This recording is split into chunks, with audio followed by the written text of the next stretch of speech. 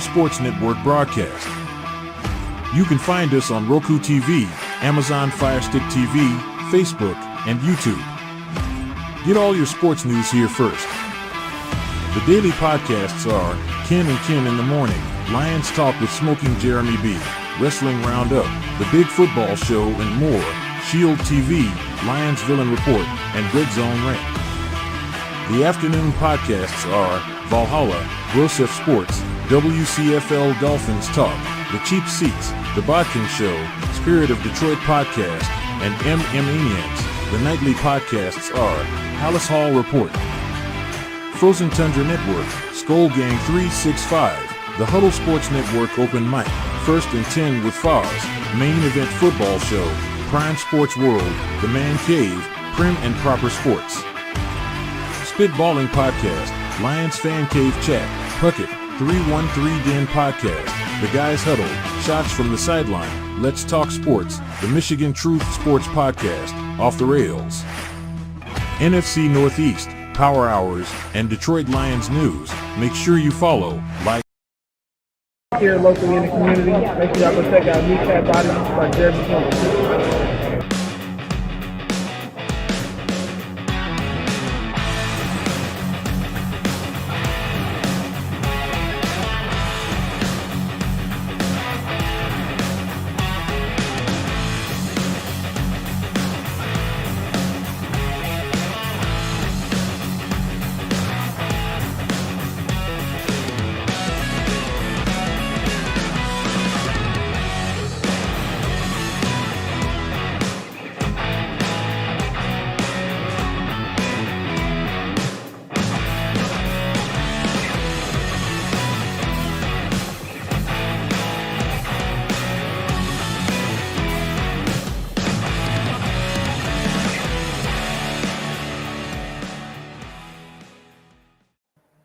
Good evening, it is the Lions Fan Cave Chat. I am your host, Smoking Jeremy B. We've got Will Vogel and Bistrilla the Thriller in the house.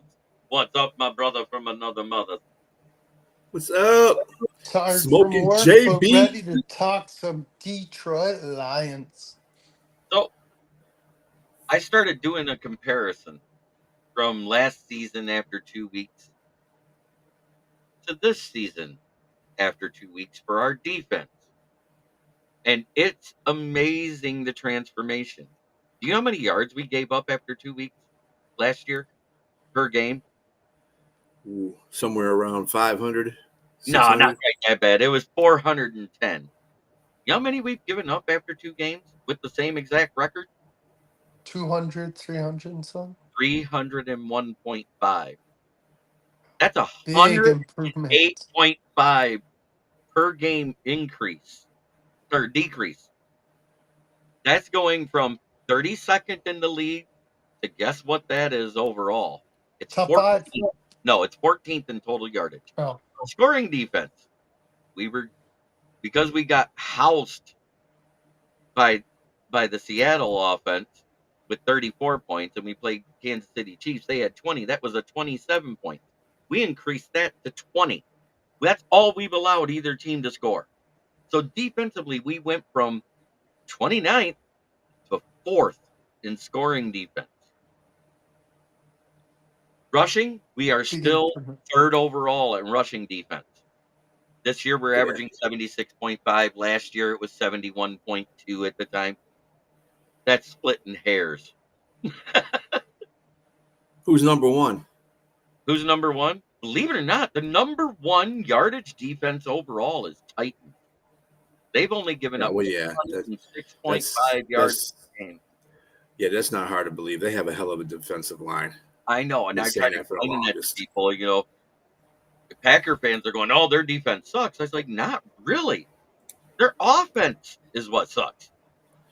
Yeah, they had a bad first game running against the run, but other than that, they've been pretty good since that point. And then who's number 2? All right, let me bring up the scoring defenses for you. I'll look up. I'm sorry. I just want to see who the top 3 were. That's all. I think one of them was the Bears. Was that against the rush too? Yeah, that was for I'm talking about rushing yards. But Okay. These are the top 8 scoring defenses right now: Baltimore Ravens, Houston Texans, Dallas Cowboys, Detroit Lions, Green Bay Packers, Kansas City Chiefs, New England Patriots, and New York Jets. And those two will flip after this week, the Patriots and Jets, according Right. to Yeah. Actually, the Patriots are probably going to drop out of the top 10. Yep. The Titans defense? No, the I'm Titans surprised defense Dallas is third. versus Chicago. But yeah, I'm that's why they're surprised going Dallas is to that third. was so low yardage against them. It wasn't funny. Remember, the entire offense only had 180 yards in that game. What's that? New Orleans? No, against the Titans. The Chicago defense Oh, only yeah. had a total of 180 yards.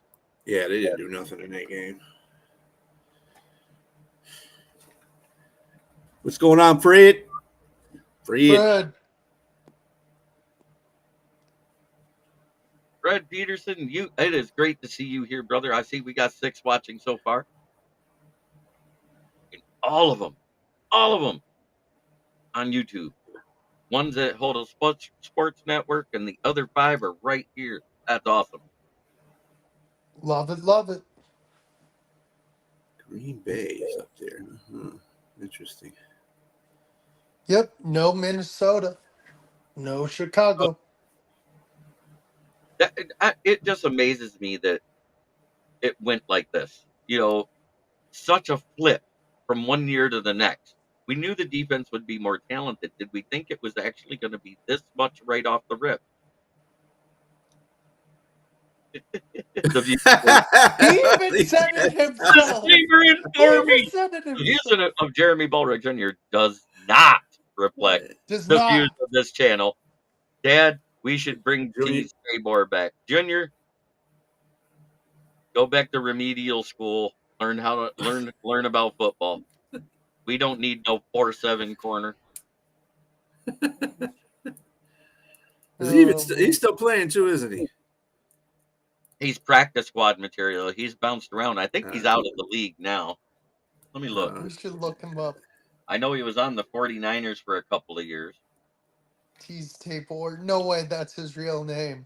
That's his first name. Yes, it is. He's a safety now. He's free agent. Yeah. He was with the Colts last season. Yep. It's funny, I've never heard of the dude. In 2022, he was with the Fail Camp. Yeah. Oh, never heard. He went to the UFL. He started the year with the Roughnecks, and then he went to the Brahmas. Phil, do you own any Lions gear yet? You got to get off that Panthers dumpster fire and get on the wagon. I'll bust your balls for being a bandy only for a short while. You know what? I don't have any Lions gear. I think I'm going to get a shirt eventually from. I know I'm getting a shirt from Jeremy in the future. But this is the closest thing to Honolulu Blue I have. Let me tell you something. Honolulu. Let me tell you something, Will. Never abandon your team, because at least your team has been to a Super Bowl. Right. We diehard Lions fans have been through Lions through 0-16, ain't been to a Super Bowl, ain't been close to a Super Bowl except in '91. And I haven't seen any of the championships because I wasn't born then. I was just a swinging, ball sack at that time. Other than that, don't do that to your team, man. I'm not going to, because Carolina is going to be a good team pretty soon. I was getting ready to read this. I was ready to. Don't abandon the Panthers. I don't care what you can have your dual fandomship. We're good with it. Besides, I like James's comment. Yeah, that's you hilarious. Don't dug on Superman's cave. You don't piss into the wind. You don't pull the mask off the old Lone Ranger, and you don't mess around with motherfucking Hutch when your quarterback is 5'9". That's genius. That's genius. And there's Smoking Dad. Oh, we gotta do it. It's the DJ.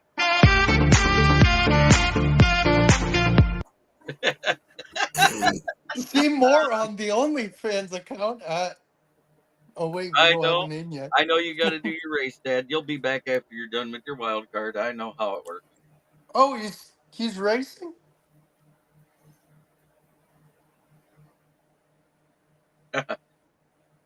He does he used to do RC racing. Now he does that CSR2 street racing game on his tablet. When the wild card Oh, is I bet it's activated, you get fun. double points and double coins and all that good stuff. And Fun, it helps fun. the team that he's a part of, which is a top team. They try to get the car every week. I heard they are paying fans just to go to the games so that they have asses in the seats. I heard, I don't know if Wouldn't it's be true. Maybe surprised. Will can I don't know, confirm this. paying. I heard that even if you buy a $24 nosebleed seat, you get $100 off your city taxes as a tax break. I haven't heard Uh, anything, but that would be genius. Be one way to You get the know local what? car going again. 'Cause taxes are high there. Fred, I actually went to 2 games last year. I One know. against Minnesota, where I was standing next to my dad, who's a Vikings fan. The other one, I got sideline passes for pregame for the Texans. Right. When you got to meet Nico Collins and Tank Dell? Tank Dell and John Mechie. Yeah. Unfortunately, my best friend's cousin doesn't work for the Texans anymore, so I won't be able to meet those guys ever again. well, you never know. Never say never. No, they were cool with me. I was wearing my retro Steve Smith jersey because my Luke Kuechly I had to give away because it doesn't fit anymore, and they were cool. And Stroud was warming up right in front of us. I tried to meet Stroud, but his family was there, so I couldn't do anything.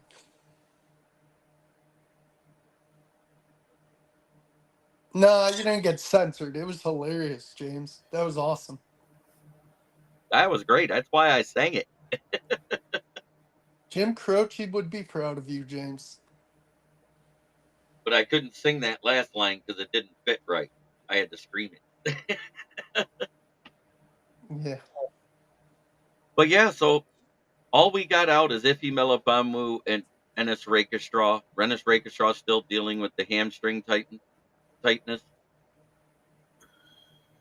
Panthers Yes. are the second newest expansion team. And then before them was the 1995. Titans, if I'm not mistaken, right? I Yeah, believe 'cause- so. yeah. Titans Because and they went. Jags just Yep. before them. Yep. Yeah, both It of them was been in this Titans and century. Jags. Yep. It was This Titans century. and Panthers, I believe, at the same time. Oh, Panthers and Jags came in the same season. Okay. Yep. But I know the Titans were there move first. Poor Panthers fans. Cam, hey, at least they had the Cam glory days. The closest we got was the last season in 1991. That's it. So I'm not gonna knock them too Yeah, much. Carolina's been in 2 Super Bowls, one against the Patriots and one against Denver. So I mean, Yep. what's the point? I don't understand. I think they're a good team. They have a good history, I'll put it that way. The Cleveland Browns were the Cleveland Browns before. Then they moved to Baltimore. And originally, do you know what their original nickname was going to be? It was not going to be the Ravens. It was going to be the Bombers. And they put the silhouette of a B-2 bomber on there, and it looked like it was dropping bombs. But when you looked at it, it looked like a big old bird taking a crap, so they decided to go with the Ravens. That's funny. Jeremy, can I show something? Which goes hand in hand with Edgar Allan Poe. Baltimore is his hometown area, so Yep. they had to go with the Raven. So my family, I used to work for a college, and this girl who worked there, her dad wrote a few books. If you want to read a good book, you don't have to be a Panther fan to enjoy it. Read this. What's it called? If you can't read backwards, Carolina it says Panthers, the yeah. Carolina Panthers, the first season of the most successful expansion team in NFL history. Great Exactly, Matt. read. Great read. Baltimore Browns. That's what I call them all the time. I recommend this to anybody. Jeremy, I can send this to you maybe if I can find a way. Oh, say what? I highly recommend this, even non-Panther fans, to read this. Oh, yeah. It goes by game summary. I'm trying to put something together about my years of fandom and the Lions sucking and how bad it was for us growing up, loving the Lions and watching people wear their bandy shirts and would change shirts by the season. and how This is I didn't waver. the Lions are going to be a made-for-TV movie if they go to the Super Bowl and win it. I'm going to tell you that right now. But yeah, You great talk about read. a drastic improvement from 32nd in scoring to 4th in the league, tied for 4th. Green Bay's at that 20.2. Jackson, Carolina made their conference championship like their 3rd year of existence. Yes, they Yep. did. I believe that, yes. One Because we played the other Dallas. failed it. That's the difference. Mm-hmm. Yeah, we've been a long, Yes. long time, too. Fred Peterson's exactly right. Yeah, but JB, we have all said it. Clay and Martha had to go in order for this franchise to be successful, and here we are. I think if she'd have made Sheila more important to begin with, we might not have ended up with Bob Quinn. Because Sheila was always by her side during that time when she took over after William Clay passed away. But Martha admitted, I don't know anything, so she went to the NFL competition board. She didn't create her own board like Sheila did. She went to the NFL competition board and said, who's the next up and coming guy to be the next great GM? And they suggested Boob Quinn. Who else was available? Any pretty big names? There was a bunch of assistants that you could have grabbed off of anybody's team, but he was the one that was touted for basically rebuilding that O line of the Patriots while he was there as assistant GM. And guess what? Because I think the Panthers' first Bill, GM, if I'm not wrong, what I read in the book was Bill Polian, which I didn't know. right. But Bill Polian was one of the greatest GMs ever. He put together some great Colts teams over his tenure with the Colts. Yep. But at the same time, let's go back to that. If Sheila would have been involved and we didn't have Bob Quinn, you know what else doesn't happen? We don't hire Fat Matt. Yeah, he is. Yeah, you have certain players they can't take off your roster when they did the expansion teams, is what it was. They had like an expansion draft where they could pick from, I think it was anybody outside of your top 47. So basically, your 3 main special teamers and your starters were intact, and they were able to pick from the lower tier guys on every team. And that's actually a smart way to do an expansion team, but it sucks at the same time because you're losing somebody that's high on your rotational depth chart. If you understand Exactly. what I'm saying. That's why a lot of expansion teams have success early, is Right. because you got the Vegas Golden Knights, like Fred said. Mm-hmm. Right. But the Golden Yeah, I Knights, remember they siphoned every Red Wing off. I remember that one. Yeah, that was a whole lot different. Makes me think if not there's looking going to good for be the another. Tigers tonight. Go ahead. Yeah, Baltimore's getting on in with a vengeance. Like, okay, you took 2 out of 3 from us. We're about to kick your ass. Yeah. I know. But you know what? That doesn't mean they can't come back the next 2 games Right. because we've done it before. Mm-hmm. Tonight was Montero to start, wasn't it? If I remember right.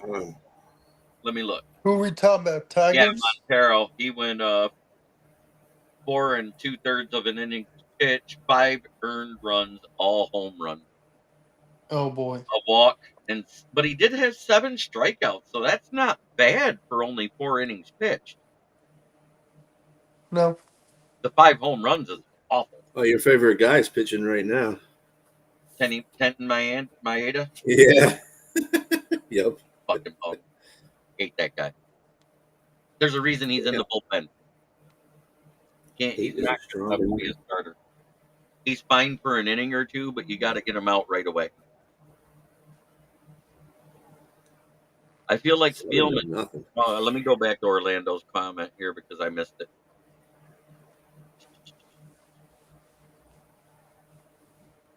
Wow, James McCann's having a hell of a day against us. I remember him. We used to have him. I feel like Spielman is quietly the unsung hero of organizing everything behind the scenes. Well, if you remember right, the same day that they hired that Chris Spielman, they hired Barry Sanders as an advisor with him. It was Chris Spielman, Barry Sanders, and 2 former GMs.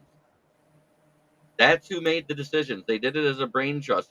But Sheila said, I'm going to trust Chris because he was vice president of the organization when he came in. Yeah. Minnesota's got to win. Yep, you're right, Orlando. Yeah, if they don't win, we're going to overtake them because we played 2 more games. We have the same amount of wins, but we have 2 more losses. The only reason we're considered a half game behind in the wild card race. And how crazy is that? Right. That at the All-Star break, we were 9 games below 500. And now we're at 80 wins. That's huge. And there's 8 more games left after this, right? Isn't that what it is? Yeah, we got one more series. We got 1 or 2 more series. We got these 2 2 more games. series. We get to play the White Sox again. That's a sweep. Rick Spielman was not a part of it. Rick Spielman, his brother had everything to do with it. Rick Spielman was still with Minnesota at the time, and then was released, and they got Quasi. Yeah, Chris is the better one of the 2 brothers, I believe. Anyway, Rick Spielman kind of made a mess in Minnesota. But Rick Spielman was a big reason why Mike Zimmer wanted out of Minnesota. He had defensive guys he wanted in the first 3 rounds, and Rick Spielman refused to draft them. Well, not that Zimmer's the greatest defensive coach anyway. But. No, but give him the guys. But yeah, that's why Chris is the better brother. Oh, Yeah, that's what Chris does. Chris knows football. He knows defense. And I'm quite sure he weighs in on all those defensive things. Rick didn't play in the NFL, did he? Yoli Cruz has entered the chat. Hello, what's up, Yoli? Yoli.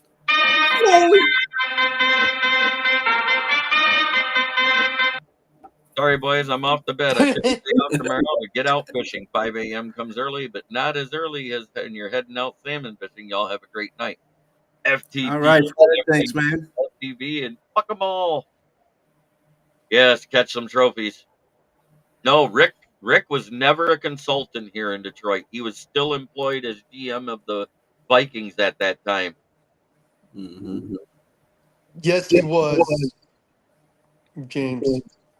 Because 22 was the year that Rick Spielman was released. And that's when he went to CBS Sports. He didn't play football, though, did he? Rick Spielman was a backup linebacker to Chris Spielman's rookie year right here in Detroit. He just never after that. Nothing. Nope. Rick had nothing to do with the Detroit rebuild. Yeah. If you go back and watch the interview with Rick Spielman and his co-host with Chris, he even says, "I wish I could have been a part of that whole thing." Yep. They're good. Continuing the song theme, and the Quinn G manager gets here. Everybody gonna run from him.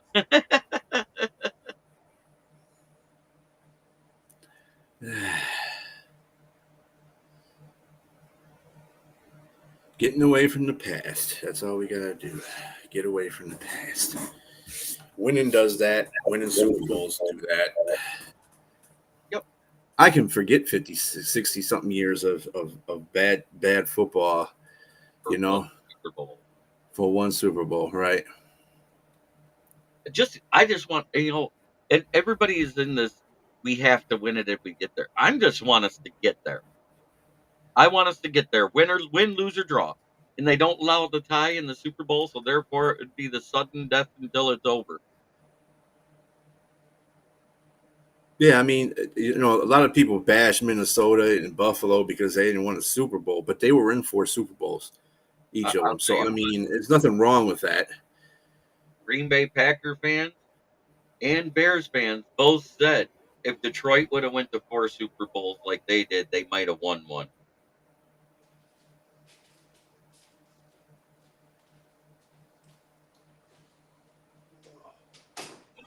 Yeah, the Harbaughs are pretty good, although I am more partial to Jim than John. I'm way more partial to John Harbaugh, actually, who actually won a Super Bowl at least. Well, Jim played them and didn't win a Super Bowl. That's what it was. And Jim took a San Francisco team within 2 to 3 years and got them to the Super Bowl. So I think he's a good coach. Jim is a good coach. I think he's a better coach, and John does make some silly ass decisions sometimes in games. The reason why Baltimore is 0-2 is part of his fault too, because he's made some bad decisions near the end of the games, and it's just like, dude. You can't take away the zebra stripes and how they helped Minnesota KC too, because 3 picks got called back on penalties. Ralph Williams, good to see you, my friend. Ralphie boy, what's going on, Ralphie? Rugby ball. Hey, Ralphie boy. Right.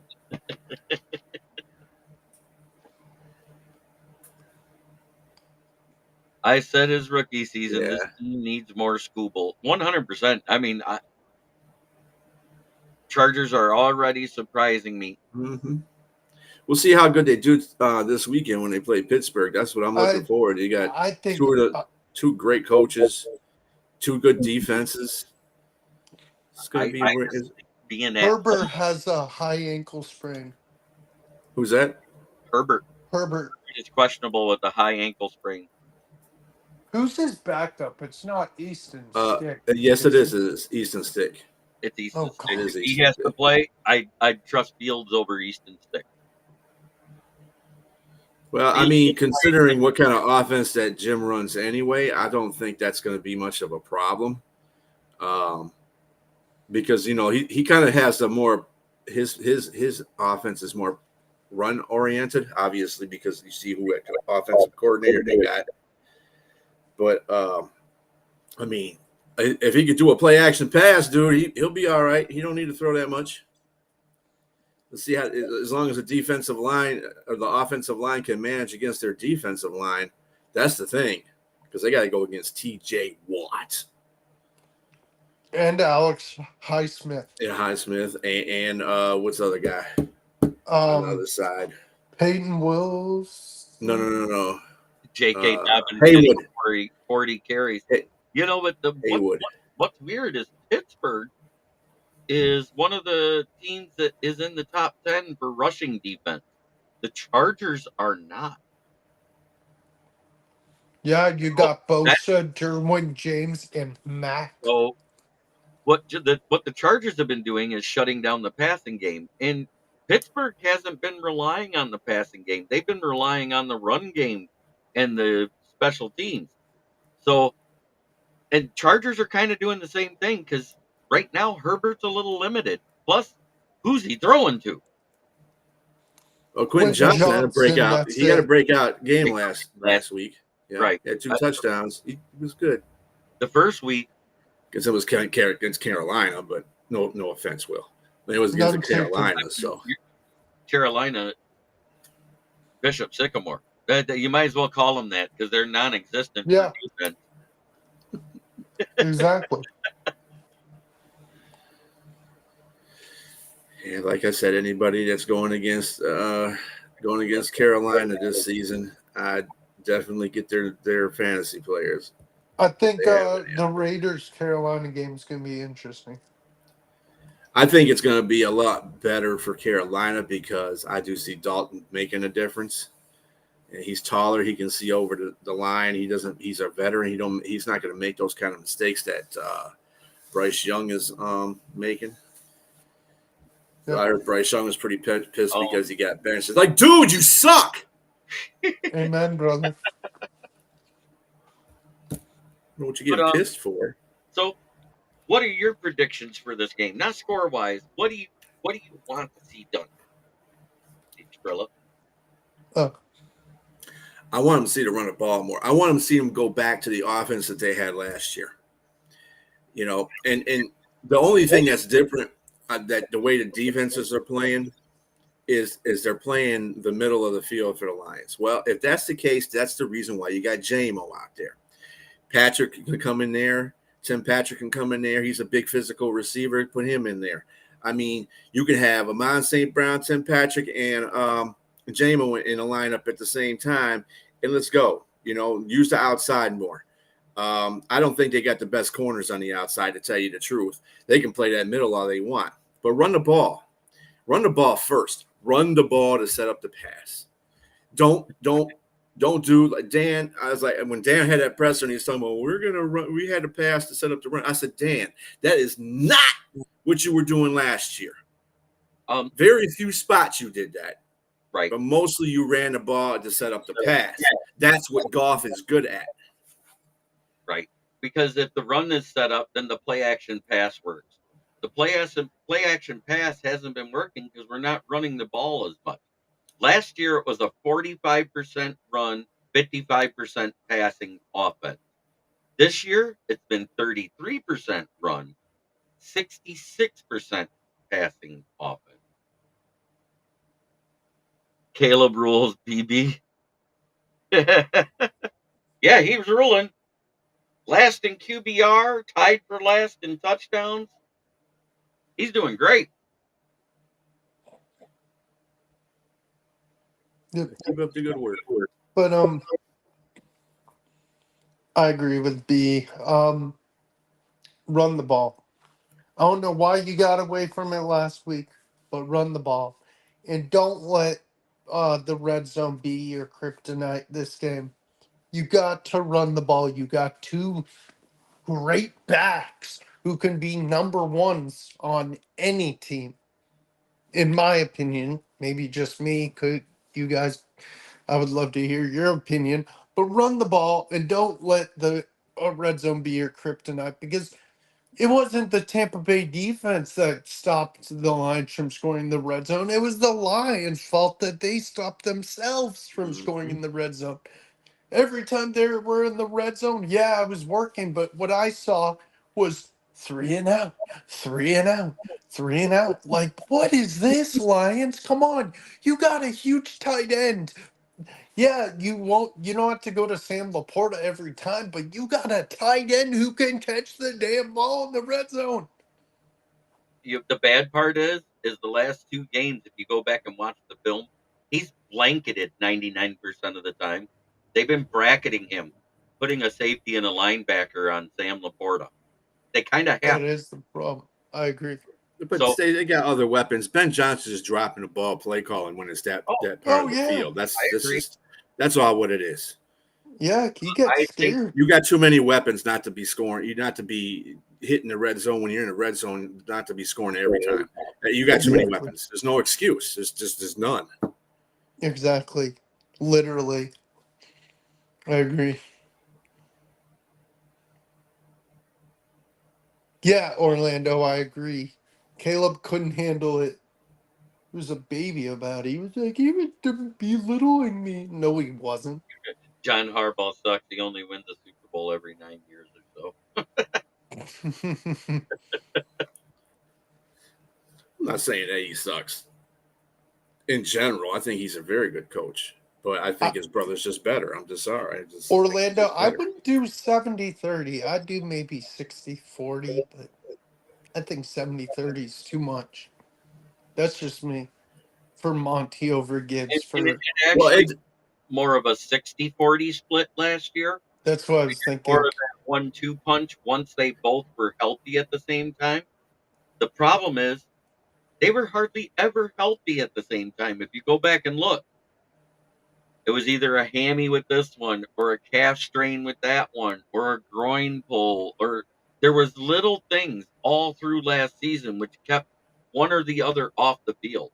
As a matter of fact, both of them were off the field in the Tampa Bay game for the most part.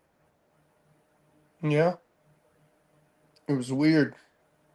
But As far as that's concerned, I mean, I think it's going to dictate whoever's having the most success. That's basically how they played it last year. If they did have them at the same time, because they did have them at the same time in a few games, it's whoever's lighting up that defensive line. If it's Monty going around, because Monty can go outside too, but if he can start pounding that ball in the middle and they can't stop that, that's who they're going to go to all the time. And remember, the progressions that they were running was like one series would be Monty, the other series would be Jameer, the next series would be Monty. They would do that switch off thing. But I really think that for them to have more success in the running game, they need to play a two-back set. I really do. I think they need to go back to old style football with that. Because they got flash and dash. You know what I'm saying? They got flash and what would I call them? Thunder and lightning. That's what not the thunder and Panthers lightning. had. That's what we had with D'Angelo Williams. That's too traditional. That's what we smash had and with dash. D'Angelo Williams. That's it. Smash and dash. That's what I call them. So I like it. They can do I that. like it. So they get back smash and dash in the backfield. You got Amon St. Brown back there. Amon St. Brown and J-Mo at the the wide receiver spots. You got Laporta out there that can block or go out for a pass. Really, in the top offensive line in the league, I don't understand what the problems come with the red zone. They can run basic offense and still beat the crap out of you in the red zone. I just don't. Ben Johnson is calling some shitty plays. That's all I gotta say in the red zone.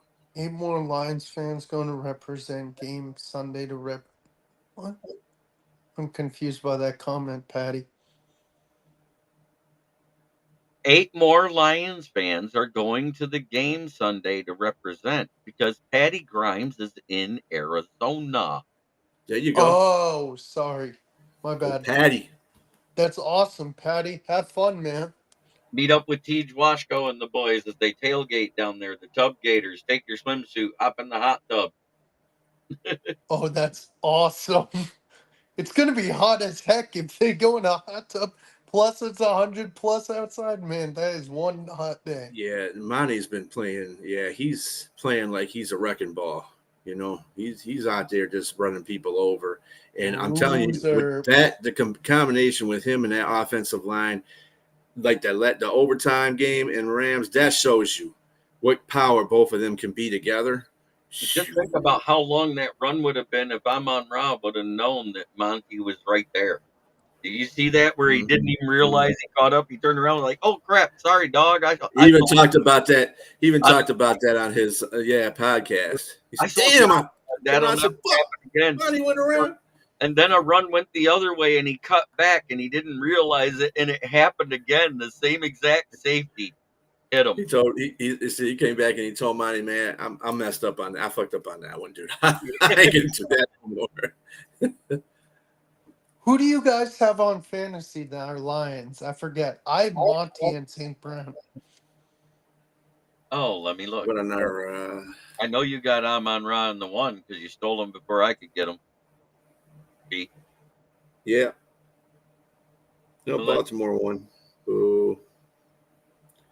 At least the Lions, at least the Tigers got a point. They got 7. They scored 1. At least they didn't get shut out. Yeah, I got started the Jets defense this week. Let's see. In this league, I don't think I got it. I got St. Brown. That's all I got. I got St. Brown and the Lions defense. That's who I stole from you. The Lions defense, because I had the top pick, so you knew you were getting St. Brown there. Let's see. In this other league, good game by the way last week. Yeah, it was a no-fighter. Oh, Debo's out. My team's in Debo, Kittle, and McCaffrey. Yeah, I got Kittle. I had to change him. That's why I'm not a big fan of Kittle. Right.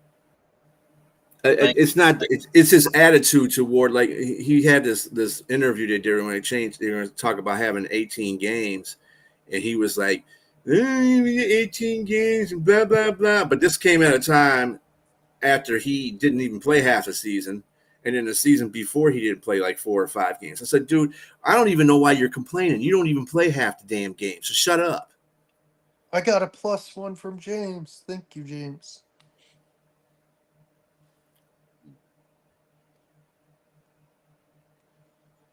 I would agree with that. Yes, that is.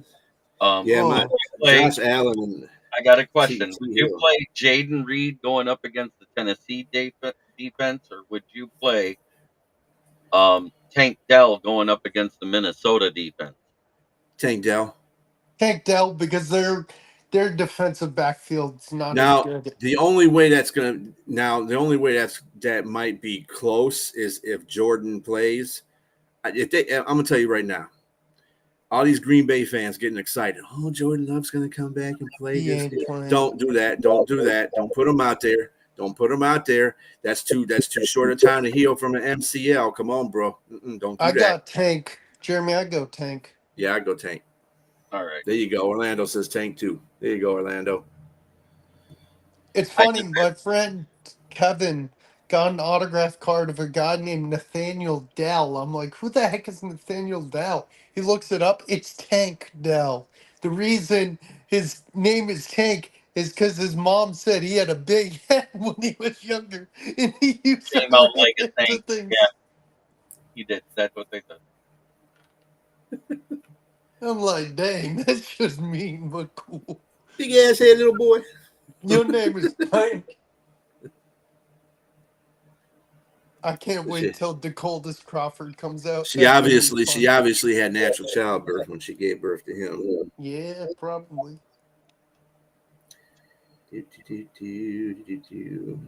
Amen. Here's some things to make you happy though. Kyler Murray has played 3 starts against Detroit, and all of it was while we had historically bad defenses. The first year we had Matt, they lost. The next year in 2019, we went to Arizona. We tied. So he's 0-1, right? And then he came to Ford Field in 2021 and Dan Campbell's inaugural season, and we know how bad that defense was. They were a 10-win team after a bye week. I think they were 10-1 or 10-2. I can't remember which. But they gave us our first win of the season because we trounced them. They were 10-1 then because they had lost the week before. Right. Everything's about ebbs and flows in the season too. Swift. That's why you could go by history on this kind of stuff, but I don't, because every year's a different thing. And I think this is the most dangerous that Arizona's looked in a while. So we got to take that in consideration. And the fact that he's got a new offensive coordinator, or he's got a new coach, put it that way, because Kingsbury wasn't the guy. He's an ass. That's the reason why they lost those 3 guys, because they had Kingsbury as the head coach. I don't care. I'm just saying, we were always told, look out, he can run, he can do this, he can do that. So I'm not as scared. Let me see. But your conundrum, I would almost say Swift and Pittman. No, Pittman's going against Chicago's defense. They're going against Chicago's defense. McLaurin. He Swift and McLaurin then. Pick 2. Yeah, Swift and McLaurin. Yeah, I wouldn't go with Pittman. McLaurin's playing McLaurin. Because they're going to Bengals. Yeah. Yeah. I got Dolphins, St. Brown on one team. And the Lions defense. Yeah, I got Amon St. Brown and the Lions defense on one. That's the ESPN one, I think. I'm definitely going to join your league next year. Then I got I think I have no Lions on ours. But this guy doesn't pay attention to his roster at all. He still hasn't taken Ricky Pearsall out of the lineup. Yeah, that's stupid. Ricky Pearsall's not available till next week. Yep, George Kittle is doubtful, so that means out. Anytime that a team says doubtful, they don't play. Yep, no, I think they've actually labeled him as out. So yeah. Yeah, he's got him as doubtful because I have him but he will be out. Yeah, I already took him out. Who's San Fran playing? Who's San Fran playing? They Rams. are playing the Rams. They won't need them there anyways. The Rams injury they'll list just is do so you. long. Okay, my thought. Something tells me Eric gets his luck though. Rich. Anthony Richardson. Oh, Anthony Richardson. I don't know. Nah, I don't think so. nah. Not going against that Chicago defense. I gotta say I hate Chicago, but they always once they get into those teams where they have really good defense and good special teams, that's when you got to watch those Chicago teams. Mm-hmm. It doesn't make a difference what quarterback they have. They've always been built on defense, kind of like Pittsburgh. It's always built on defense. Amen. Amen. That's how Carolina used to be.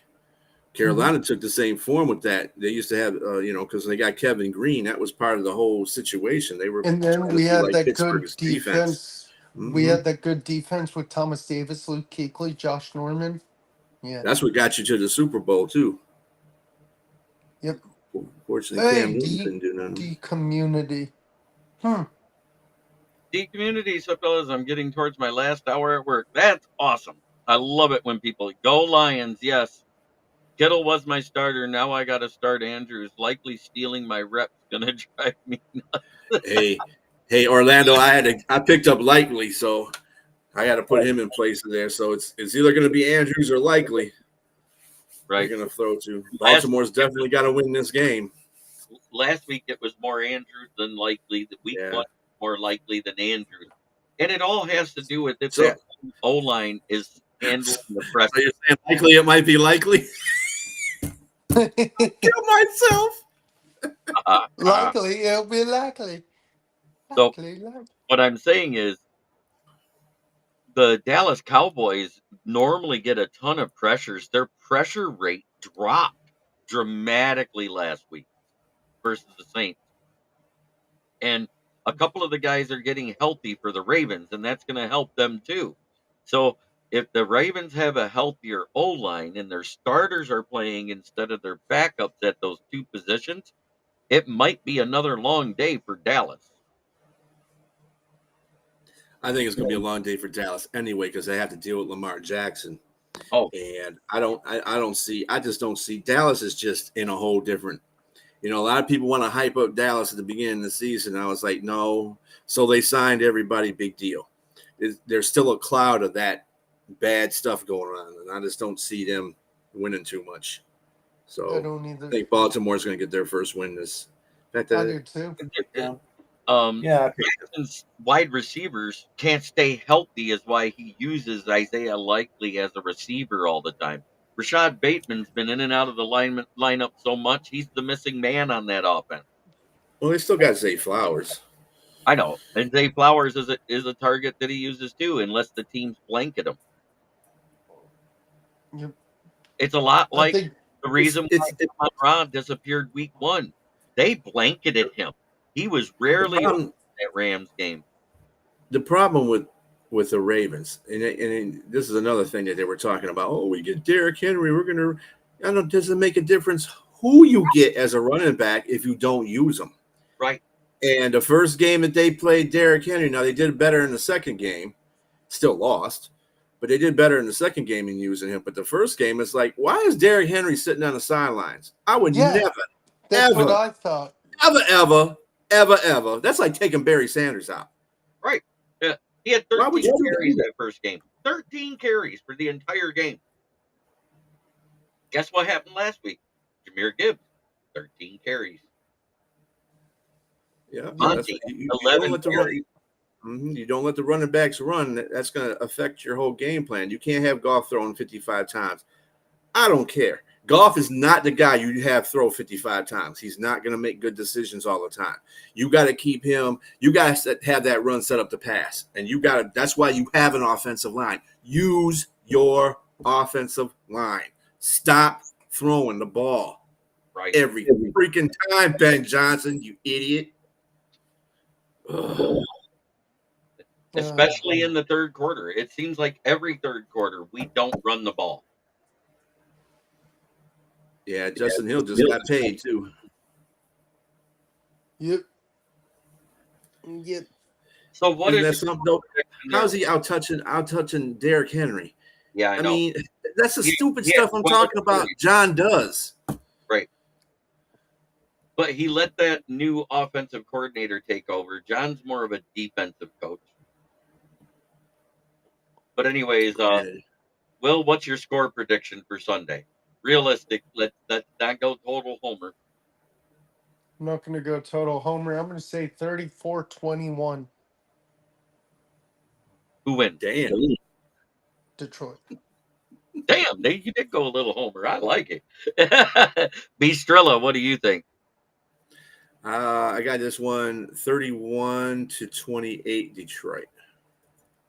Well, considering both teams are averaging in the low 20s for what they give up in scoring, I'm going 21-17 Lions.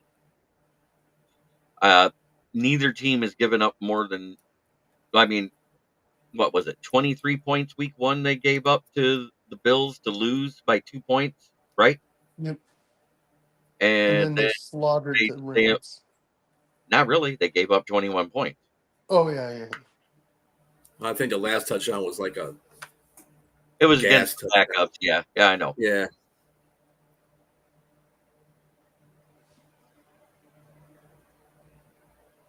I don't Y'all think think so. Ben Johnson winds up in Carolina? I doubt it. I think they got the right guy there so far because he seems to be getting some good stuff out of some of the players. The O line is looking a little better than last year, but it's not looking great. And some of that has to do with how long Bryce Young holds the football. And with him being benched, yes, he's upset. Yes, he asked for a trade, but he has no power in this to ask for a trade at the beginning of year 2. Who's going to want him? You're right. That's I the mean, point. the problem is, you know what they gave up to get Bryce Young last year, they wouldn't get back a snack-sized can of Pringles in return. So No. because you know Can of what's funny, Pringles. he got sacked, but he has a higher QBR than Caleb Williams,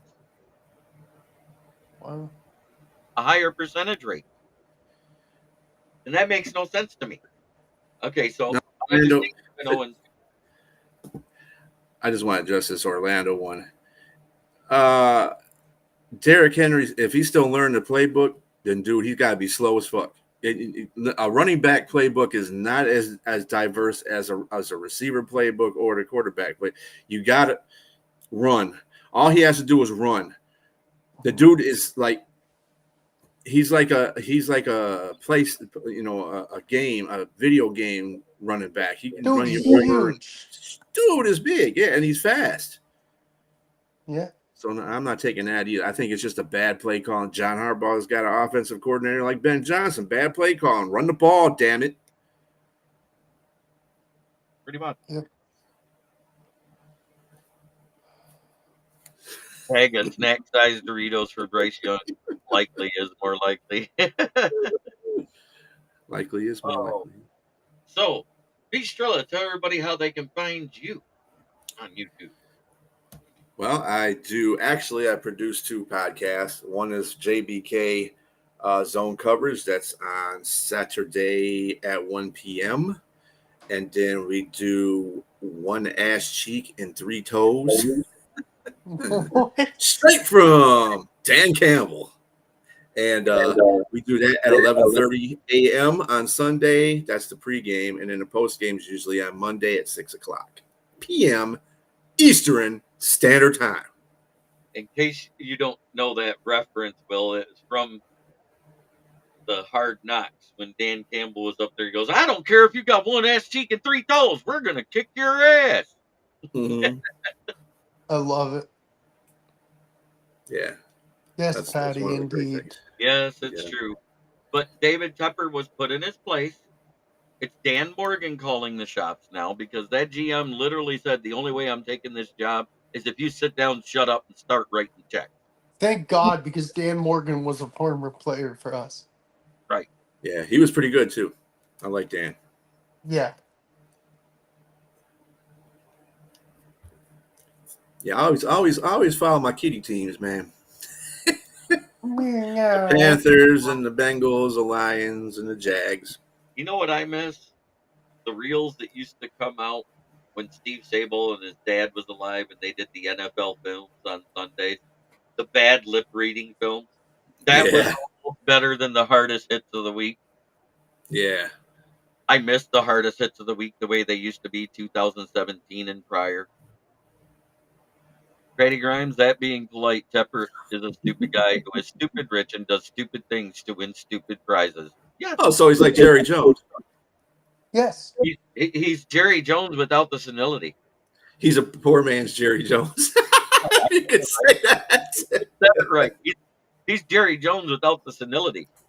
You know, it took Jerry Jones 2 weeks before preseason go, I better pay these boys. They're just sitting out. They want their money. But and then they say, "Oh, well, we're not really thinking about paying them at this moment, dude." You don't never tell no players that. You don't never tell the media that either. You're an idiot. Jerry Jones just he gives up his team to somebody that can actually run the damn thing instead of being over there trying to be the coach and the owner. He's an idiot. I feel bad for Dallas. I do. Toe drag swag is still a thing, yes. Yes, Nate Burleson now does that on CBS Sports in the mornings on Sundays. Oh, by the way, he trademarked that. Football. Yeah, he trademarked it 100%. My favorite little segment is he got mossed. Yeah, that's part of that NFL Live thing. And that it's a good segment. But at the same time, you're seeing it so much anymore where somebody jumps over somebody and catches the ball or rips it out of a defender's hand. It's become commonplace. You could take, if you watch all 16 games at the beginning of the season, you probably have about 10 of them a week for the got lost type of catch. It's just like those swag. The toe drag swag is a little bit more about the nuances of football and the things that most wide receivers can't do. You know, being able to tap both toes just before the sideline. The best ones are the ones that Burleson caught from Stafford, where literally his toes were 1 inch inside the sideline while his whole body was stretched like this to catch the ball. And because he went down and got up with the ball, it was a touchdown. I also liked Come On Man. Yeah, Come On Man. Yeah, Come On Man with Yep. And Keyshawn Johnson. Yeah. Get the damn ball. Orlando just said it as you both said it in the chat. It was funny. It came up at the exact Come On Man. Yeah. Another segment I like. Chris Berman, man. That dude is an absolute legend.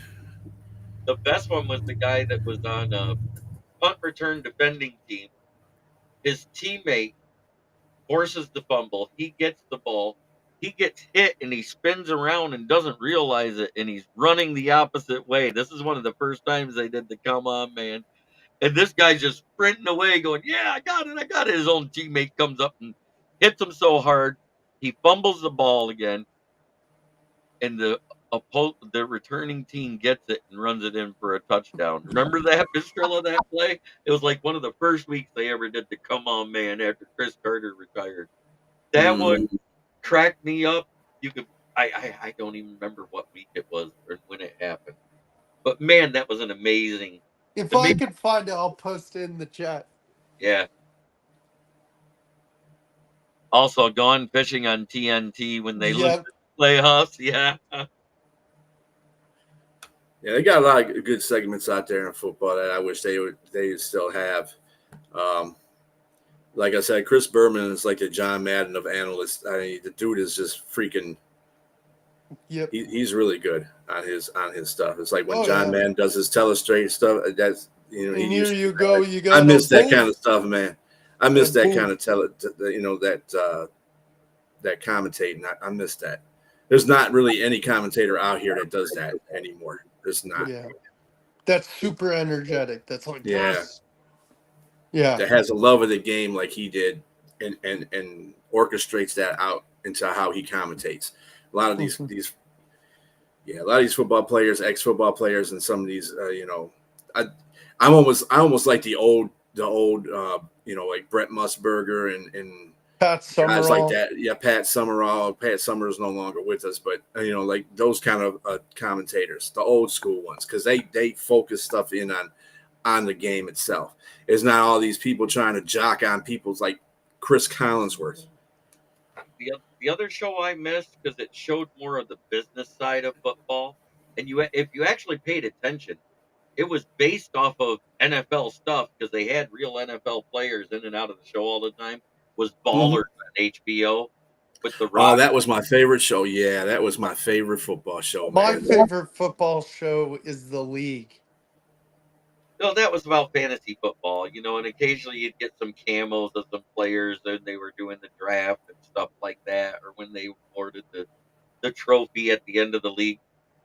But to me, other than that, you'd have to go back to the late 80s, early 90s, and the announcer for that league was Fran Tarkenton, and the name of the show was First and 10, with Delta Burke as the first female owner in a professional football league. Yeah, yep. I That was remember that. actually a great comedy. It had pre-murder O.J. Simpson in it. It had some good guys in it. The guy that played Ogre on Revenge of the Nerds was a linebacker for the team. They sent him to some anger management training because he was constantly tearing shit apart in the locker room one time. And he comes back and he's doing all this namaste and being peaceful. And he goes in to play the game at linebacker, and they said, "No, I'm not hitting you." Yeah, the playmakers for the playmakers on ESPN. That was good. That was like Any Given Sunday Yeah. as a series. That's basically what that was. That's why I liked it. If you remember, that's because MTV and ESPN got together to make Any Given Sunday, and then the Playmakers came out the next year as a show on ESPN, and they adapted a lot of that same type of photo shooting and camera shooting for the action plays, because that was the first time we saw stuff like that, and it was very cool the way they did it, with showing like the coaches on the sideline facing and the play on the field. Jeremy, what was that football movie And you Orlando were was showing? is exactly right about that too, because the NFL stepped in there and said, "Nope, we can't be showing that because that's actually true." Jeremy, what was that football movie you were showing Kevin and I, where it's the guy and like he It was a comedy gets routine. The comedy routine you're talking about? That was no, Bob. no, Oh, not that one. The one where it's the football player and the guy comes up to him at halftime. He's like, "You better throw the game," and he, not trying to sound violent, kills himself at the end. He like pulls out a Boy Scout. yeah. Great movie. Less about football, that was another good one. Everything, but it had football in it. Mm-hmm. Damon Wayans played a washed-out quarterback in it, whose agent hired Bruce Willis to protect him, while the whole mafia that was running the league at the time was trying to kill Damon Wayans because he banged that one. It's like that video game Blitz the League. Is it me, or does it seem like every In Living Color guy that was on the show played some part in a football movie? Yes, 100%. Because you had Damon Wayans with The Last Boy Scout. You had Jamie Foxx with Any Given Sunday. You had, and these are the most popular stars on In the Living Color. And then you had David Allen Greer played an assistant coach, I think, in one. Yeah, right? He was in a football movie too. And Ivory Wayans also played in a football movie. Isn't that wait a minute? Is that the one he was in there with? No, that was a different one. Or no, they used a clip of football when he played football in his history, because somebody was talking about it when he played the Detective Shaft in Shaft. That's what it was. Tommy Davidson is one of the few that I don't think has been. I think he had played football, yeah. And then, of course, Jim Carrey was in the Pet Detective ones, which included Miami Dolphins in his first one. Real quick, Will, shout out your channel before you head out. Thanks again, Jeremy. Thanks again, B. Always fun, gents. course. My channel's WVogs18. I do comics and sports cards, and occasionally I do live streams. And I'm also here Wednesdays and Fridays. I'll be here next Wednesday, but I'm out of town next Friday. That's fine. Like I said, when you let me know ahead of time, I have no issues. It's when you say, Good night, "Yeah, I'll everybody. be there," Go and then you're on Lions. that. Good night, everybody. Go Lions. Go Lions. Good one, Will. But another one of my favorite movies, and it was more comedy, but it had a lot of football in it, was The Replacement. Oh, that's my favorite football movie. Amen. That's what John Madden and Pat Summerall was in that one. And that was when they Love were in that. their heyday of announcing and everything else. Mm-hmm. My favorite line of the whole movie is when Gene Hackman, the coach, asked the team what they feared before they ever took the field in a Oh game. yeah. Everybody talked about Spiders. spiders and crap like that. Keanu Reeves and how he explained quicksand. Quicksand. Mm-hmm. That was a lot of what happened to the Lions last year. Once they got into the red zone, it was like they stepped into quicksand. Am I wrong? No. I mean, Well, 1-7 says it all. I think the thing about it is that I blame a lot of that not on the players, because the players are doing their job. I blame that on Ben Johnson, because he's the one that's the general of the offense. You're supposed to be able to call these plays properly so these players you can maximize the effort of these players. And he didn't do that in that game. And I was really shocked, because I'm like, what are you trying to do, Ben? Are you trying to prove something? I don't understand what you're trying to do here, because I'm not getting it, bro. I'm not getting it. I like the original of The Longest Yard better than the Adam Sandler version. Yeah, the Burt Reynolds one, yeah. If you haven't seen it, you have to. But I will admit, last year in the preseason, when we saw that picture of Kyler Murray wearing the bandana wrapped around his head and the crop top, I did say it looked like he was trying to get a job auditioning to be the next cheerleader in The Longest Yard too. Yeah, because the second one was hilarious. Who the hell was that? What's his name? Tracy. Was it Tracy Morgan? It was Tracy Morgan, wasn't it? That played that? Not Tracy. Was it Tracy Morgan who played the cheerleader girl? No, it was the little Mexican guy. Who are we gonna kill? The guards. Who are we gonna kick? The guards. And they said, who are you gonna kiss? And he jumped up and he goes, the guard.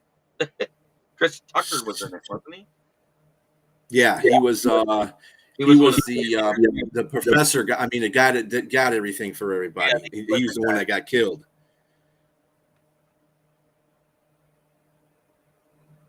I could be a quarterback. Let me be a quarterback. Yeah, Tracy Morgan was in it too. But I could be a quarterback. Give me. He goes, oh really? Here's a football. Throw it to me. Goes 10 yards to the left. That's why you're not. No, that was the Mexican guy. He was the one that was the what the hell is his name? That's not the one I want. I said 2005, you idiot. Inside the NFL in the early HBO days. Oh, Burt Reynolds was in that movie too, because he was the coach. Yeah, he was the coach.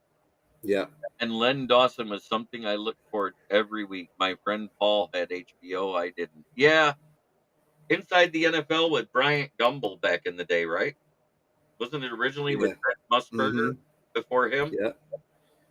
Before Tracy Morgan was the guy, was the cheerleader. He was one of the cheerleaders too. Yeah. Nicholas Turturro. Yeah, Turturro. Yeah, he was the guy. He was the guy. Yeah, he was the guy that was. Hey, why don't you let me be quarterback? He said, "Okay, hit that over there." That's why you're not the quarterback. Sit down. That was a funny movie too. Adam Sandler kind of brings a different aura than Burt Reynolds did in the movie he played in. Burt Reynolds was pretty funny in his time, but that was his time of comedy. The time of comedy that Adam Sandler brought to this one was pretty on. I liked him in that one. I liked him as the guy, yeah. But overall, I would still pick the original. But that's just me because I'm old school. But I wish they'd do that again. Start doing the bad lip reading, and make that a segment of ESPN NFL. countdown after It's been regulated to YouTube and TikTok. I've seen them on both of those. And when I watch them, it's almost all old shit. You don't see any of the new stuff. Yeah, you don't see any newer players. I do see new stuff, but not newer. Right. You see ones that were like left out.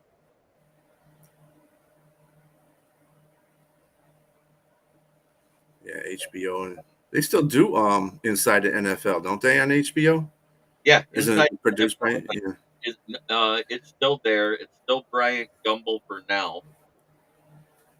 But its viewership is dropping because there's so much better stuff on like NFL Network and ESPN. ESPN, yeah. Better people there. It's where Bryant Gumbel now is becoming like, and less people are getting HBO because everybody's dropping cable. Right. First and 20 on HBO is an old First and 10. Yeah, I talked about First and 10. Yeah. I loved First and 10. I actually own the complete series on DVD still. Damn. All 10 seasons.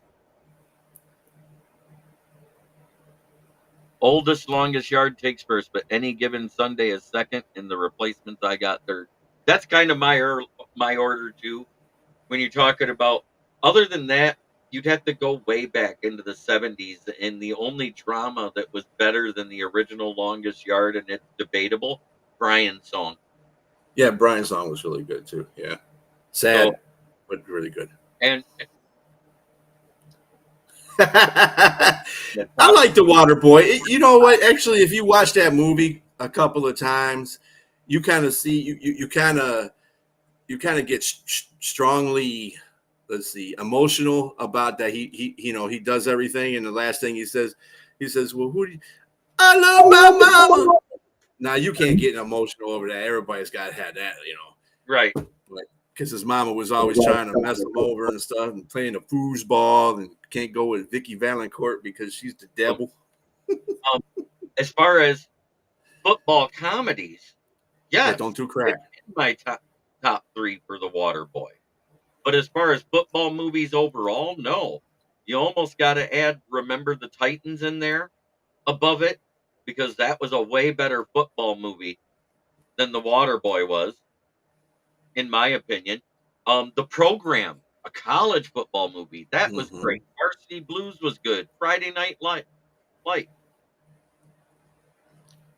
Yeah, I mean, I still put The Replacements as number one for me, because it was funny, but at the same time it was true to form in the fact that it was during that strike season in the 80s. What year was that? 81 was it? 81, I think it was. 84. Yeah, 84. They just brought up the time, because I think this movie came out in the 2000s. Yeah, I think it was near the end of mid 1999. No, it was late. I think it might have been right. 99. Like 94. 2000. It was 2000. Oh, yep. It was a 2000 film. Yep. Yeah, that was where John Madden was near the end of his career, and so was Pat Summerall. So, yeah, it was. I love that movie. It was funny, but that was another one, that was like, you had strong emotions in it because you were going for Joe Flacco. Kids died from imitating the Program, not because of that movie. That's like saying, well, they didn't put labels that Tide Pods might kill you because of the chemicals in the laundry detergent. We didn't need to be told not to eat laundry detergent as kids. We saw that, James. I saw you, bro. I saw you when you posted it. Yeah, I know. There is a lag. There's a delay. When we're talking, your guys' chat comes in when you guys see it, and we've already talked about it. It's usually a minute to 2 minutes behind whatever we say.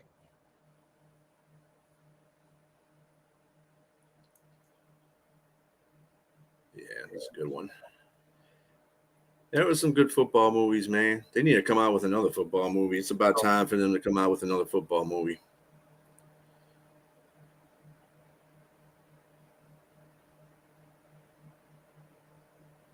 Lie Down in the Middle of the Street was pretty dumb. Excessive profanity kick this in? It might have, because the more profanity that's put into the chat, they start delaying it more to see if they have to remove stuff.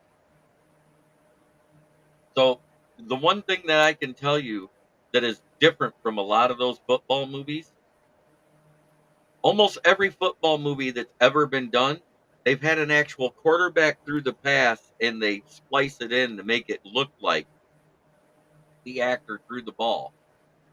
Keanu Reeves actually threw the ball on every play because Yeah, he went through a training camp. he went Yeah. through a training camp with the Saints because Jim Haslett was in the movie and learned from 2000. That wasn't Breeze wasn't there yet. Who was it that was there? They had a quarterback. Before Drew Brees. Yeah, the quarterback that was there those 4 years before Breeze. Oh shit! Don't give me a line.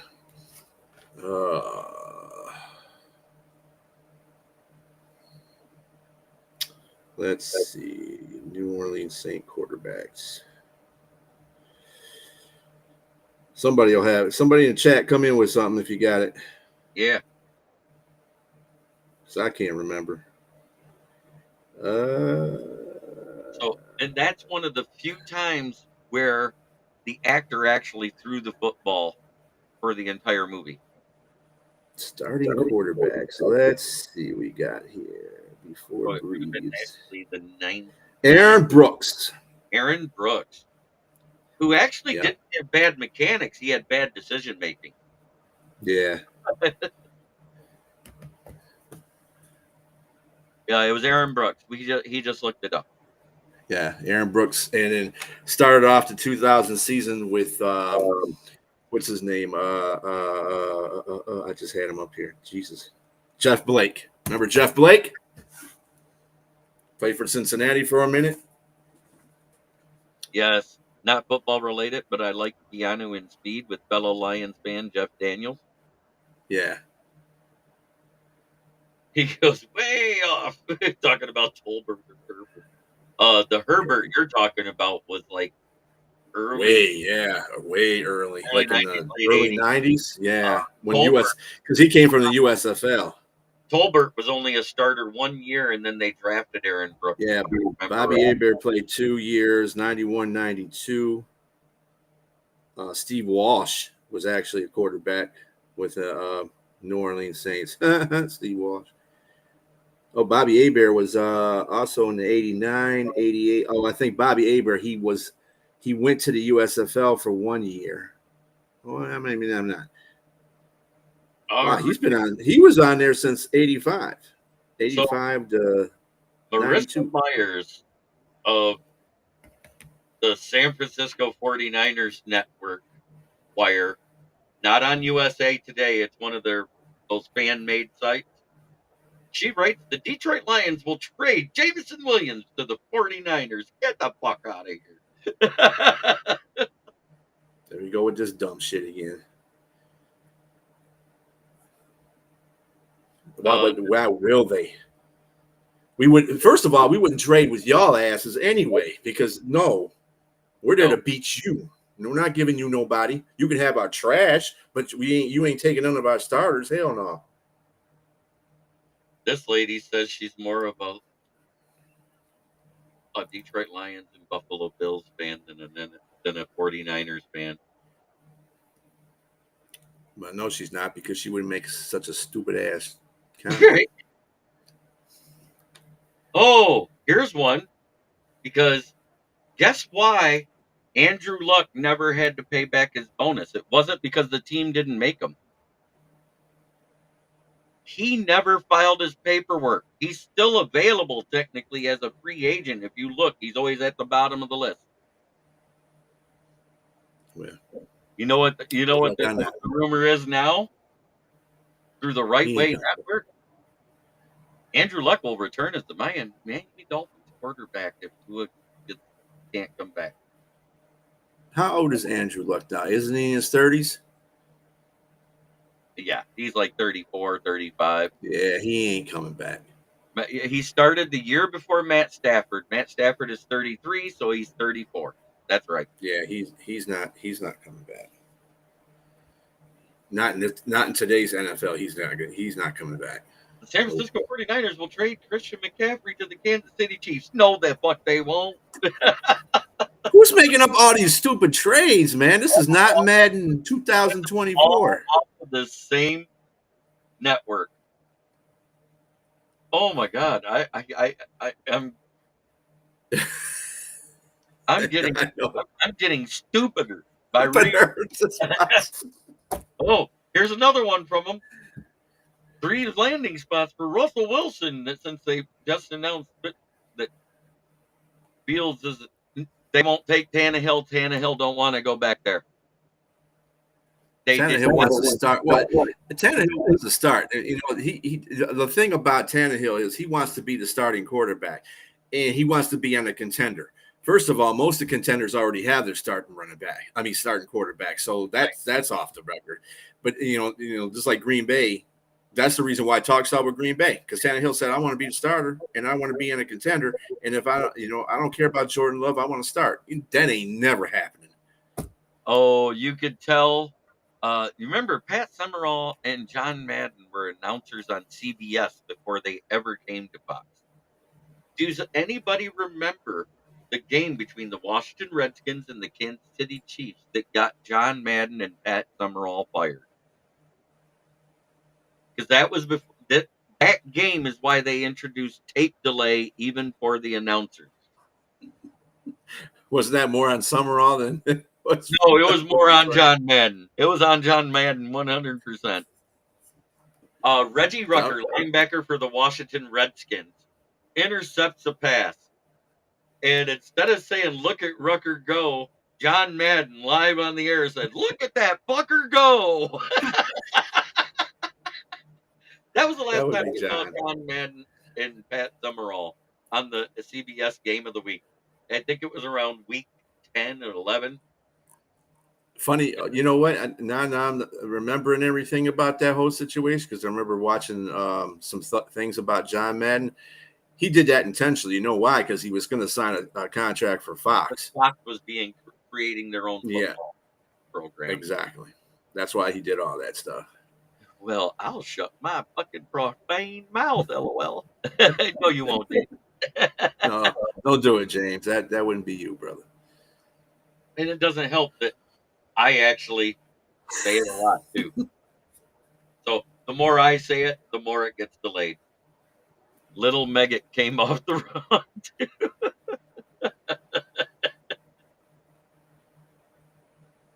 Yeah, John Madden had his points.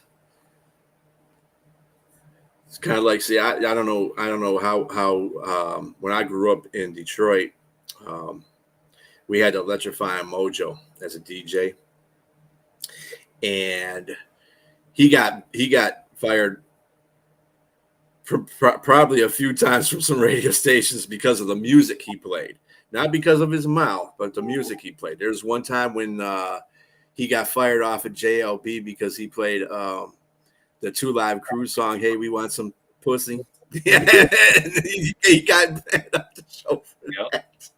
I was like, dude. And when I heard it coming, I was like, I know this fool ain't playing this. And I was a young kid at the time. I said, I know this dude ain't playing this song. And he played it all the way through. And I'm surprised he didn't pull the plug on it. About that time, do our favorite thing. You know what that is. From the bottom to the top. In last place in the division, it is Fuck the Bears. The Bears. In third place, because their only win is outside the conference. Fuck the Packers. Let's say it the way Brent loves it. Fuck the Packers. And in first place, it's Minnesota. Go get skull fucked. That actually would be good in that tone too. Skull fucked. Skull fucked. There you go. Love it. That's awesome. And we don't have to do the other one right away because we do got about 5 more minutes to talk here. I'm going to cut it off at 10:30 tonight. FTB, FTP, and FTB. Fuck them all. Right. Hey, I want to get all of them like that. Spearheaded our right to free speech. Parental advisory was the compromise. Yes, yes. Yep, Jeff Blake to Carl Pickens. And today, boys and girls, Yeah. and today, boys and girls, the letters of the day are F and U. So back you to the Rabbit teams. Was that a good impression? Is that Mr. Bill? Yeah. Yeah, I actually did that. That was good. No changer. That was just me being silly. Be Elmo. I still remember the first Tickle Me Elmo dolls, and they did a recall on them like 2 days after they came out. Do you know why? Because they were saying bad words. One bad word. Yeah. Instead of saying touch Elmo, I bought one, and I did the try me thing, and it said, Back Elmo. That's I awesome. said, I would keep that Elmo. I did. I I would put keep it up in the attic. Unfortunately, the attic caught fire. Damn. You know how much that sucker would be worth because it was recalled? There's probably not many of them out there because all the Probably parents not. bought them for their kids and says, well, I'm not going to pay another $100 for another one. I'm going to take it back. That would be great in today's society. That would go for some money. The swearing Elmo. The Lions are 4th, and the Arizona Cardinals are just outside the top 10. They're only a point behind us for average scoring defense after 2 weeks. The defenses are playing well for both teams. The difference is Arizona blitzes a lot because they can't create pressure from the defensive line as much as like the Lions can, where the Lions can do it with their front four. So I think it's going to be a low scoring game because that makes their secondary better, just like it makes our secondary better. It might have. I thought I had it here. I can't find it anywhere. I'm sorry. But it was Shazam, not Kazam. Kazam was Shaq. Shazam was Sinbad. Get it right. Right. All right, James. That's what I'm saying. Yeah, I know. What's your score prediction, Orlando? He thinks it's going to be high scoring. I don't. Well, what's I your think score it's gonna be low prediction? scoring. I think it's going to be 21-17. Like a total of 38 points in the game. Bet the under. Well, if they run the ball, it should be a lower scoring game. That's what I'm looking. I want to see them run the ball That's why more. That's why I'm predicting this. So let me go But back to the defensive ranks. Overall yardage, the Lions are in 14th place overall, which is where we said we wanted to be, inside the top 15 in total yardage for the game. Correct? No, I want to be top 10. I have higher standards than everybody else does. They should be top 10. I mean, but technically, they're 10th in passing and they're 4th or 3rd in rushing, but the total yards are adding up to be 14th. Because there's other teams that have a better rushing defense, but a worse passing defense, and so on and so forth.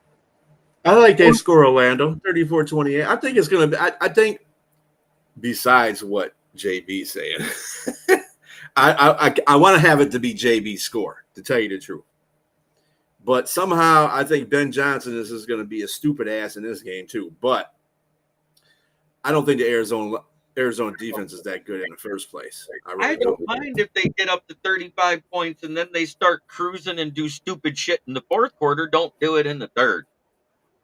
That's where I'm at. I want to see first, second, and third quarter be continuous. Run, pass, run, pass. Pass, run. I don't care because every now and then it's good to pass on first down because it takes teams out of their normal thinking. Right. But don't do it out of a passing formation. Don't put Goff right out there on first down in the shotgun. Everybody knows it's a pass. Now, unless he calls Weasel again and then lets it be that outside run that got us 35 yards with Jahmyr Gibbs. But everybody's going to be looking for that call. You know what I want to see in their first possession?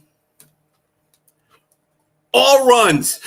I don't care if Arizona knows it or not. Just keep running the ball because this will tell me, A, if their offensive line can handle that defensive line. B, it'll tell me if the running backs are going to be playing really well.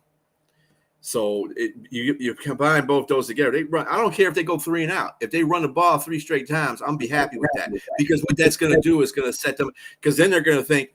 Then it's going to confuse Arizona's defense. Going to say, well, if they passed 3 times. I mean, they ran 3 times the first time. They're not definitely going to do that again. Run it again. Set up play action fake the next on second down if they get to a second down. You know, that kind of stuff. Start working that way. That's how you set up the pass. Because then you have to make everybody think. Yep, Monty, and more Monty. Yep, you got it right there, Orlando.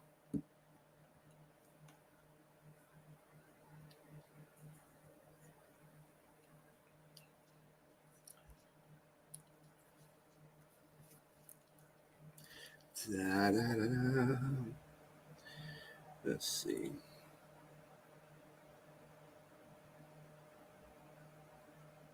Oh, we did go up 0.5, by the way.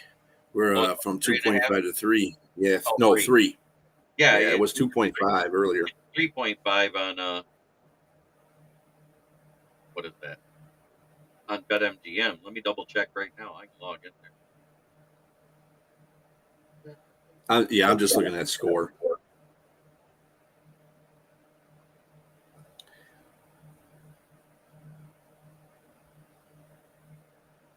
The line is 51.5 too. Kind of along the lines of you there. Bet the under. I've said it for days. Well,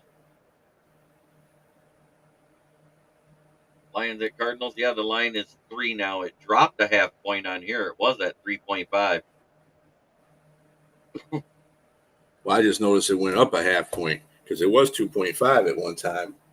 Right. You know, I'm thinking about changing one of my picks too. To change the Houston, Minnesota pick. I had Houston, but Mixon's not going to play. And they got to rely on Cam Akers and their backup running back to carry the load. And I don't see Cam Akers coming back to Minnesota. Ooh. What would be funny is it comes down to a 1-point game and the Titans win.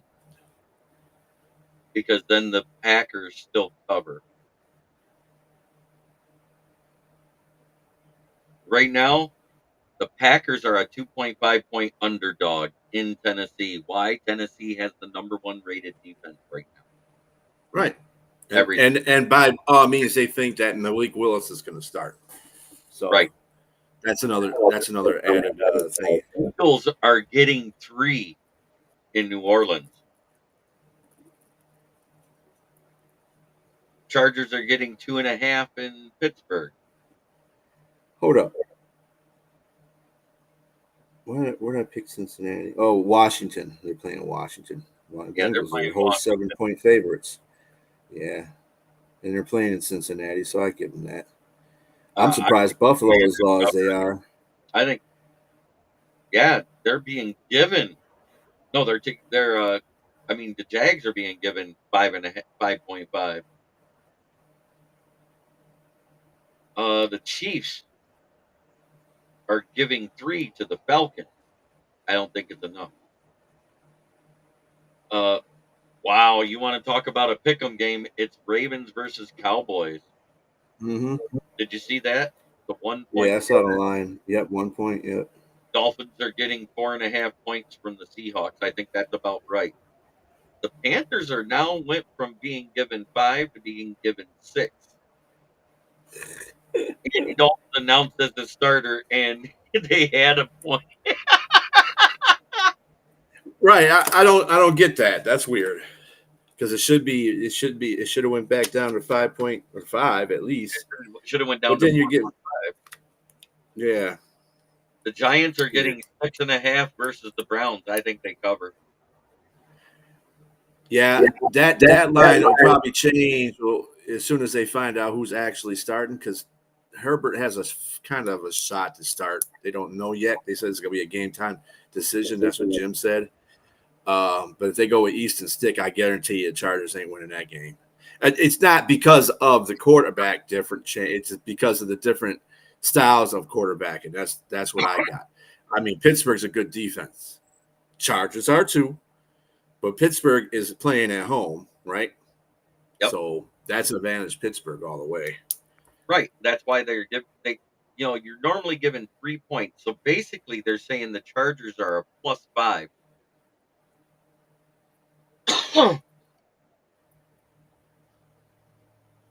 So they like Chargers. 34 They don't expect them to win. 34.5. Both defenses are playing 17 well. points. I'd still take the under on that one. I think it's going to be lower than that.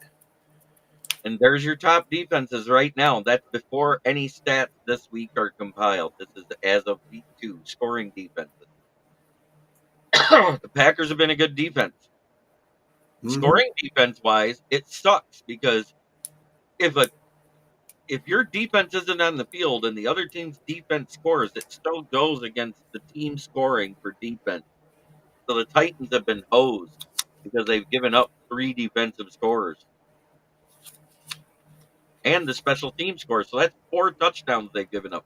That defense has only given up 1 offensive touchdown so far. That's food for thought on how good they've been playing defense. Well, Orlando, I don't consider CMC to be the problem with the 49ers right now. They got a plethora of players that are offensive, that are off. Debo, Kittle, these guys are not playing. Right. Won't be playing this Sunday. So of course, they're playing against the Rams, who are probably worst injury, which is funny because off season it was San Francisco. Now during the regular season, it's the Rams. So Rams go have figure.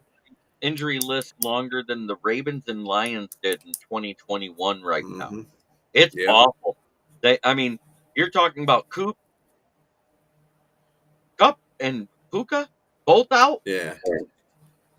The left tackle Offensive line. now returning to play. Jonah Jackson got hurt last week. That's when their O-line fell apart. They got a lot going on, and they're not in a good spot mentally. They can't be. They just can't be in a good spot mentally right now. I don't see them winning. If you paid them to it, their owner does. That's all I got to say. But it is that time to talk about the one place that does pay me for their sponsorship.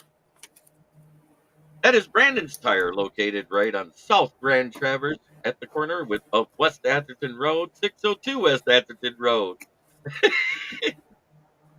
I see you down there, B.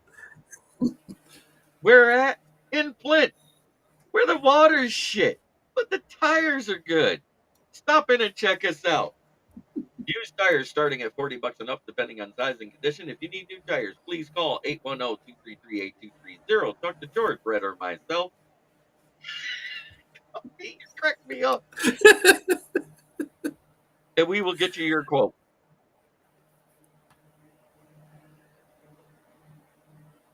Oh, mention that ad. You get $10 off. You rotten bastard. That's me. Down there.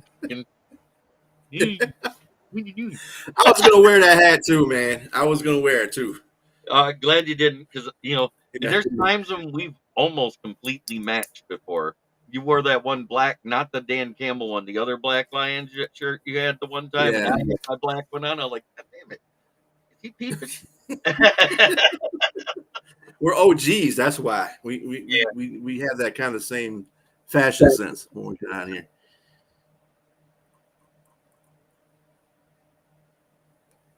But you know what? Yeah. Every day to be a better person than you were the day before. That's the only way to make the world a better place. It starts right here, unless you're talking to your rival fan base. That, as Elmo would say, But thanks for watching the Lions Fan Cave Chat. I say 21-17. You said what, like 28-21 earlier? 31-28. 31-28. I knew 28 was in there. I just didn't remember which side. I can hardly tell you apart what happened. Titties are good. Hey, I cover mine a little bit, but I got titties too, so Should I take LVR in my survivor pool? LVR ain't great, but Carolina. Well, yeah, take Elliott all I the would take time. the Raiders. I'd take the Raiders this week. Yes, 100%. Twice on Sunday. Yep. But thank you for watching. Have a great weekend, everybody. Let's watch the Lions kick the Cardinals' ass again and make Kyler with 0 wins again. Bengals are a bigger fave, but might be useful too. Getting a win from LVR is a bonus. Yeah, I mean, they beat the Ravens. That means they should, they're facing the bye week. Any team that gets to play Carolina this week is facing this season is facing the bye week because they punted already. Who the Raiders played the first game? They played the Chargers, damn, and held toe with them. That's right. He did play the Chargers the first game. Yeah. That Well, game, it's not bad. They're doing good. Ooh, Yeah. They got their ass kicked in that game, too. That's because they were playing Jimmy Ball. yeah. But thank you, everybody, and we'll see you. Probably. Let me see you. The NFC Power Chat will not. NFC East and North Power Hours won't be going on this weekend. It's moving to Saturday starting next week. So this weekend's a week off. Missed you last Sunday. B? Yeah, Sundays are, kind of up and down for me. I hear you. It's okay. I'm just saying I missed you because I did send you the invite. Yeah, I saw. Yep. But like I said, usually Sundays are up and down for me. Saturday might be a little bit better, though. Yeah, I'm thinking like Saturdays, we're going to go live at like 10 p.m. and just be able to talk and go as long as we want because there's nothing coming up after us. Cool. I like that idea on Saturday nights. How's Leonard doing? He's doing good. He starts his short-term disability tomorrow, so he'll be back on the shows more often because he's got to feel that shoulder up. It's not good. His shoulder's messed up. Then because he was overcompensating, he messed up his non-dominant elbow.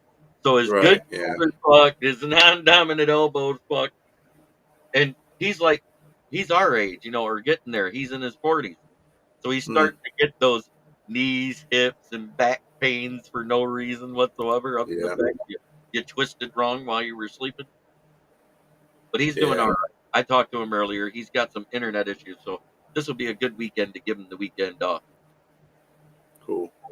But thank you, everybody. We'll see you Monday at noon.